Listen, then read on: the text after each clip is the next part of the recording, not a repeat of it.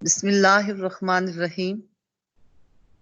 السلام علیکم ورحمۃ اللہ وبرکاتہ۔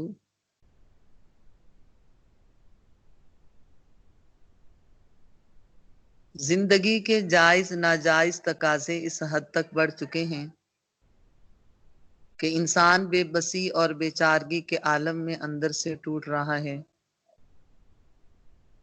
علم بڑھتا پھیلتا جا رہا ہے اور انسان کا دل سکون سے خالی ہوتا جا رہا ہے۔ آسائشوں کے حصول کا جنون آکاش بیل کی طرح انسان کی سوچ اور اس کے احساس کو لپیٹ میں لے چکا ہے۔ اس وقت پوری دنیا کورونا وائرس کی وبا کی لپیٹ میں ہے۔ انفرادی، اجتماعی اور معاشرتی زندگی ڈسٹرب ہو چکی ہے۔ حالات زندگی، حالات زمانہ سے دل چاہتا ہے ایک رات ہو، انوار و تجلیات کی رات ہو، رحمت کی برسات ہو، آنکھوں میں ندامت و شرمندگی کا ایک سیلاب رواں ہو، زباں پہ کلمات اللہم اغفر لی، اللہم اغفر لی، اللہم اغفر لی رواں ہو، تو وہ گھڑیاں نصیب ہیں۔ آؤ آ جاؤ۔ آج 27 ماہ رمضان شب قدر کی رات ہے۔ آئیں گناہوں سے معافی مانگ لیں، آئیں روح و قلب کو صاف ستھرا کر لیں۔ رحمت الہی کا دریا ٹھاٹھے مار رہا ہے۔ اللہ کی رحمت آپ کو پکار رہی ہے، کچھ کر لو، تمہارے دامن میں آ جائیں۔ کچھ عبادت کر لو، تمہارے گھروں میں اتر آئیں۔ معافی مانگ لو، تمہارے دلوں کو صاف ستھرا کر دیا جائے۔ انسان کا دل صاف شفاف آئینے کی طرح ہے۔ آپ کے بیڈ روم کا ڈریسنگ ٹیبل، اس کے آئینے کو آپ روز صاف کرتی ہیں۔ سوچو اگر اس آئینے کو صاف نہ کریں، ایک دن صاف نہ کریں تو کتنی گرد کی طے ہوگی۔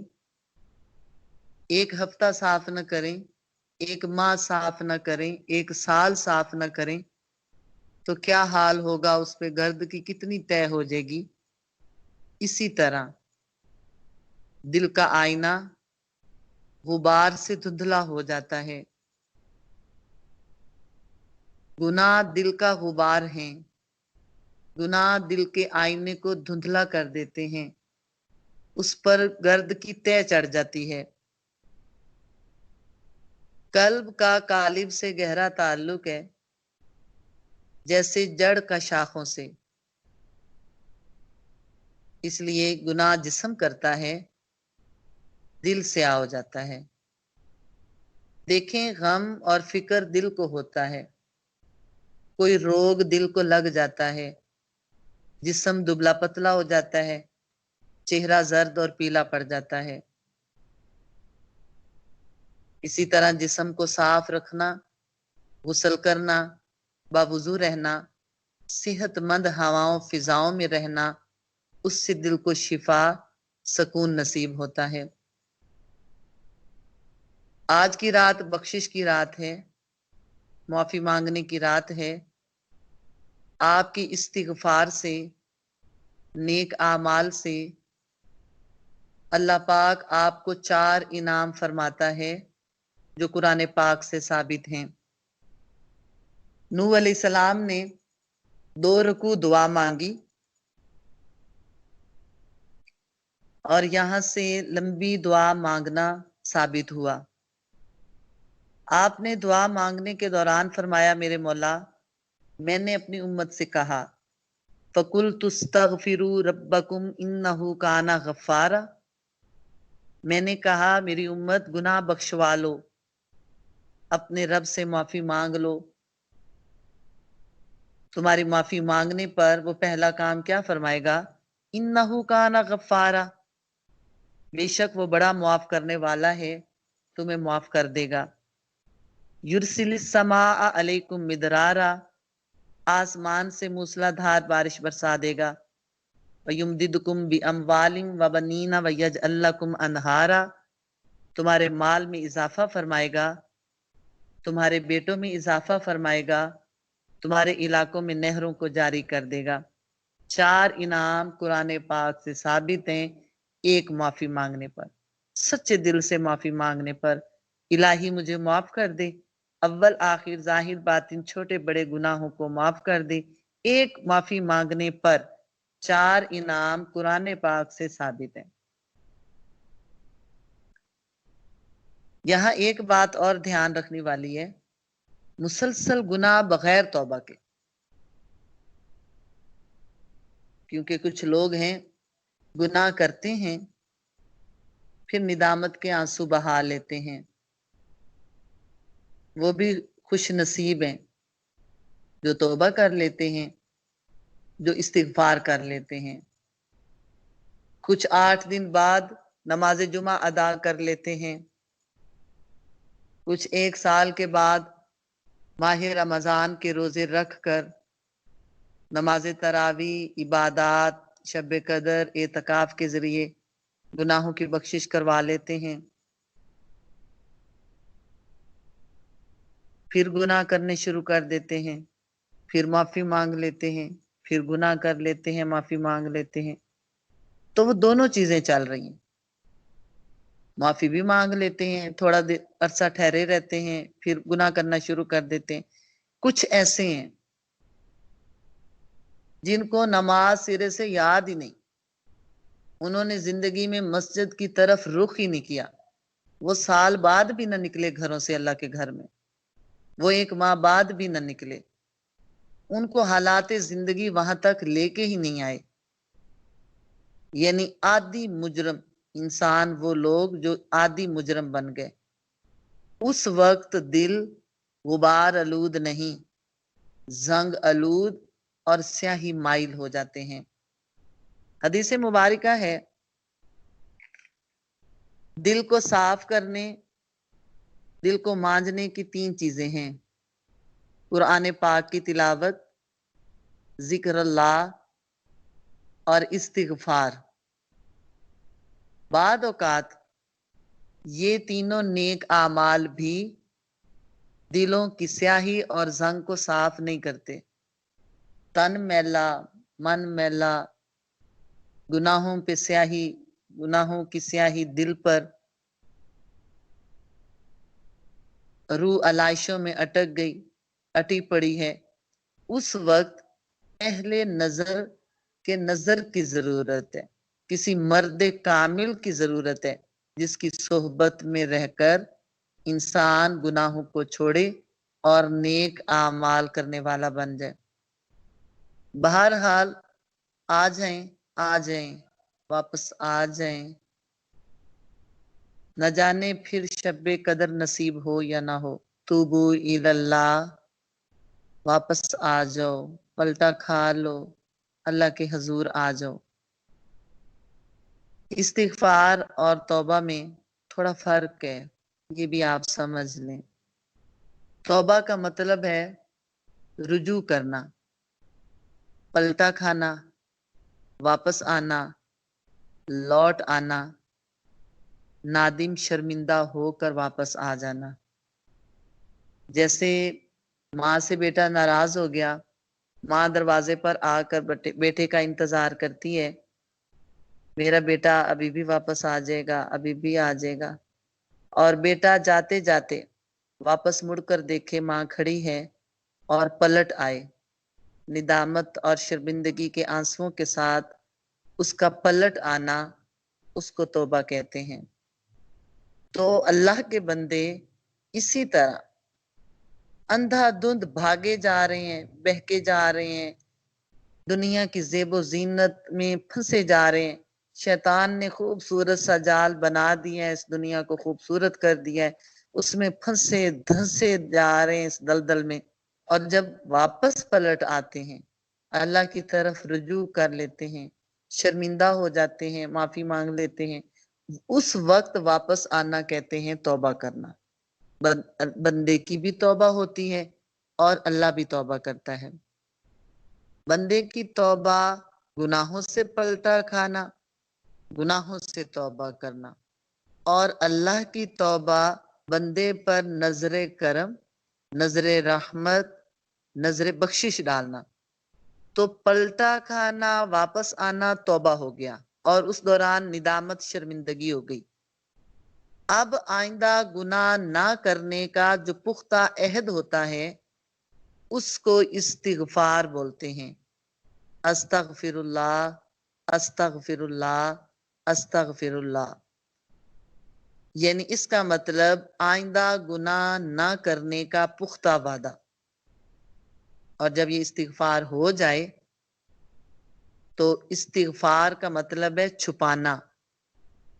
جسم کو لباس چھپا لیتا ہے، پیاز کے ارد گرد پتلا سا اس کا چھلکا پیاز کو چھپائے رکھتا ہے، بادام کے مغز کو بادام کا چھلکا چھپائے رکھتا ہے، اسی طرح استغفار کی کثرت، آقا علیہ الصلوۃ والسلام بھی کثرت کے ساتھ استغفار کرنے والے، اور استغفار زبان سے ہوتا ہے، گناہ کریں نہ کریں، انبیاء کی سنت ہے استغفار کرنا۔ تو استغفار کرنا اس طرح ہے کہ استغفار کی برکت سے گناہ ڈھک جاتے ہیں، رب رحمان غفاریت ستاریت کی چادر سے اپنے بندے کو لپیٹ لیتا ہے اور فرماتا ہے غفرت لک ولا ابالی، میں نے تجھے معاف کر دیا، میں تیری پکڑ نہیں کروں گا۔ التائب من الذنب کمن لا ذنب لہ، گناہوں سے توبہ کرنے والا ایسے ہے جیسے اس نے گناہ کیے ہی نہیں۔ قال قال رسول اللہ صلی اللہ علیہ وآلہ وسلم من لازم الاستغفار جعل اللہ من کل ضیق مخرجا ومن کل ہم فرجا ورزقہ من حیث لا یحتسب، رواہ احمد، ابو داؤد و ابن ماجہ۔ آقا علیہ الصلوۃ والسلام نے فرمایا جو استغفار کو اپنے اوپر لازم کر لے، اللہ پاک اس کے لیے تنگی سے چھٹکارا، ہر غم سے نجات، اور وہاں سے اسے روزی دے گا جہاں سے اس کو وہم و گما بھی نہیں ہوگا۔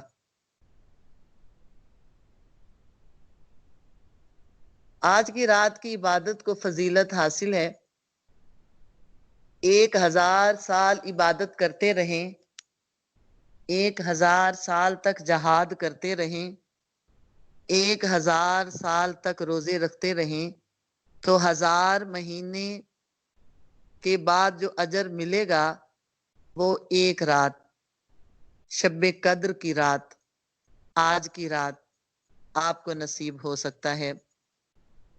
ہاں، عبادت کا مقصد صرف رضائے الہی ہو، کیونکہ عبادت میں اللہ کی رضا کے علاوہ کوئی اور مقصد رکھ لیا جائے تو عبادت کا مقصد فوت ہو جاتا ہے۔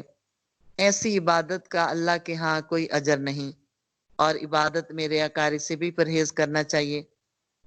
آج کی رات بھی لوگ اس رات کو غنیمت سمجھتے ہوئے بڑے ذوق کے ساتھ، بڑے شوق کے ساتھ ساری رات جاگ کر گزاریں گے، عبادت کریں گے، معافی مانگیں گے، روئیں گے، آنسو بہائیں گے، راضی کرنے کی کوشش کریں گے، مگر دعا مانگتے ہوئے، دنیا کی دعا، دولت کی دعا، اولاد کی دعا، گھر کی دعا، کاروبار کی دعا، جاب کی دعا۔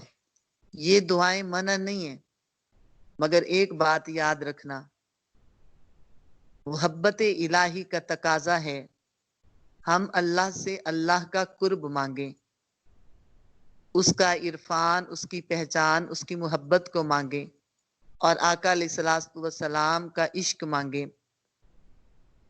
ام المومنین عائشہ صدیقہ رضی اللہ عنہا سے روایت ہے آپ نے عرض کی یا رسول اللہ صلی اللہ علیہ وآلہ وسلم، اگر مجھے یہ معلوم ہو جائے کہ لیلۃ القدر فلاں رات ہے تو میں اس رات کیا کروں؟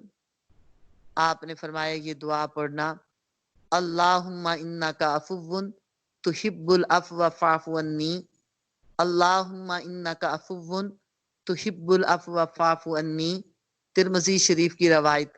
الہی تو گناہوں کو معاف فرمانے والا ہے، درگزر کرنے کو پسند فرماتا ہے، میری خطاؤں گناہوں پر بھی درگزر فرما۔ جن کے فرائض مکمل ہیں وہ نوافل ادا کریں، اور جن کی قضا نمازیں ذمہ ہیں ان کی، وہ چند دن کی قضا نماز ادا کریں، تلاوت قرآن پاک خوش الہانی سے کریں، ذکر الہی کرنے والے، قلبی ذکر کرنے والے قلبی ذکر کریں، اور عام لوگ استغفار کریں۔ استغفار پڑھنا نہایت اکثیر ہے۔ استغفار کے بعد سحری کے ٹائم سے لے کے صبح تک درود پاک کثرت کے ساتھ پڑھیں۔ کپڑے میلے ہو جائیں تو کپڑوں کو پہلے خوشبو نہیں لگتی، پہلے ان کو صابن سے دھویا جاتا ہے۔ کپڑوں کو صابن سے دھونا، سمجھ لیں وہ صابن، وہ دھون، وہ استغفار ہے۔ دلوں کا معاملہ دلوں کے اندر جھانک کر دیکھ لیں، ادھر کیا کچھ بھرا پڑا ہے۔ وہ خانہ اللہ اور اس کے رسول کے پیار کا خانہ، اس میں بھی دنیا کا پیار بھرا پڑا ہے، اور گناہوں کی لذت میں ڈوبے ہوئے ہیں، عبادت کرنے کو دل نہیں کرتا، اور عبادت کر بھی لیں تو ایمان کی حلاوت، وہ چاشنی، وہ سکون، وہ لذت، وہ سجدے محبت والے نصیب ہی نہیں ہوتے۔ آؤ نہ پہلے استغفار کے دھون سے، صابن سے پہلے اس کو دھو لو۔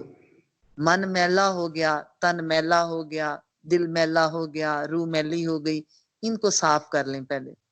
صاف کرنے کے بعد رات کے پچھلے حصے میں لجپال آقا پر، کملی والے آقا پر، اللہ کے محبوب محمد صلی اللہ علیہ وآلہ وسلم پر درود پڑھیں، درود بھیجیں، سلام پڑھیں۔ یہ آپ کو خوشبو لگنے کی جیسی بات ہے کہ خوشبو لگ جائے گی۔ تو بات کر رہے تھے، مانگ لیں، مانگنے کی رات ہے، جو مانگنا ہے مانگ لو۔ عافیت مانگو، رزق مانگو، شفا مانگو، دولت مانگو، رب دینے پر قادر ہے۔ آج مائل بکرم ہے، دست شفقت پھیلے ہوئے ہیں، وہ خود فرماتا ہے مانگو کیا مانگتے ہو، آج عطا کرنے والا ہوں۔ مولانا روم نے ایک واقعہ لکھا ہے، محمود غزنوی کے دور میں ایک شخص بیمار ہو گیا، اس کو طبیب کے پاس لے کے آئے تو حکیم صاحب نے کہا کہ دوا تو ہے میرے پاس اس کی، مگر شہد لانا پڑے گا۔ شہد کے لیے شیشی لی اور آر آیتن مانگنے کے لیے لوگوں کے گھروں کے دروازے بجائے، کہیں سے شہد ہی نہیں ملا۔ تو وہ مریض شہد لینے کے لیے محمود غزنوی کے دربار میں پہنچ گیا۔ دربان نے اندر جا کر پیغام دیا کہ آپ کی رعایا میں سے کوئی شخص آیا ہے شہد مانگنے۔ بادشاہ سلامت نے کہا کہ شیشی بھر دو، بوتل بھر دو، اس کے علاوہ 3 کنستر یا 3 شہد کس کے گھر بھجوا دو۔ دربان بولا کہ حضور اس کو جتنی ضرورت ہے اتنے دے دیتے ہیں۔ بڑا خوبصورت جملہ بادشاہ سلامت نے بولا، کہنے لگے اس نے اپنی طلب کے مطابق مانگا، ہم بادشاہ ہیں، ہم اپنی شان عطا کریں گے۔ تو وہ رب شہنشاہوں کا شہنشاہ، وہ بادشاہوں کا بادشاہ، وہ دینے پہ قادر ہے، وسعتوں کا مالک ہے، قدرتوں والا ہے، کبریائی والا ہے۔ ہمارے دامن چھوٹے ہیں، آپ مانگو، شفا مانگو، رزق مانگو، دولت مانگو، اولاد مانگو، سب کچھ مانگو۔ ہاں، اللہ سے اللہ کا قرب مانگنا نہ بھولنا، اس سے اس کی محبت مانگو، اور آقا علیہ الصلوۃ والسلام کا عشق و محبت مانگو۔ آج کی رات عبادت کرنے، استغفار کرنے، ذکر الہی کرنے، قرآن پاک پڑھنے کی اللہ سب کو توفیق نصیب فرمائے۔ السلام علیکم ورحمۃ اللہ وبرکاتہ۔